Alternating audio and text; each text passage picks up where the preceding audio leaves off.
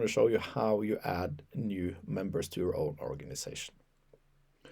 So now we're back at the dashboard of the demo automation organization. If you for some reason are not on this dashboard and you want to get here, you can always go up here and click dashboard, and it will take you to this starting point. If I want to add a new member to my organization, I simply go to members and click view all. So here you see that I have one user, which is the one I'm using now. And this user is the admin. So it has all rights to do everything on this account. To add new members, you need the admin role. So if you can't add new members, you can't click invite here. It's because you may not have the admin role of that organization. So but you can see who has that admin role clicking members. So if I want to click, I click invite now, and I can type in my own address. So this is how I invite people from Rocketfarm, clicking invite. So there's not showing any confirmation that this was sent.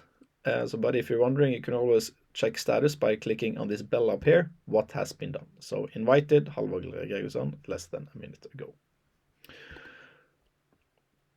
Now, when that user will now be sent an email, and in that email there's a sequence he needs to follow. And when he logs in, he either get a chance to click accept. If for any reason he fails to do that, it should be here on invites. It should pop up a red number here saying you have an invite. Going to those invites, you have the option to join the organization you've been invited to. Once they have been accepted and they may refresh or they go into MyRobot.cloud again, they should be able to get this same dashboard as you. Important though, at this stage, when we're starting to open from organizations, we have a whitelist of email addresses which is allowed. So if you have members which have a different email extension than your own, so in my example, we are on MyRobot.cloud is a whitelisted email address.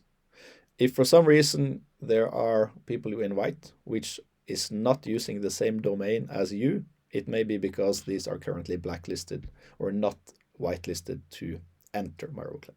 So give us a message and we can on the support side figure out how to deal with it.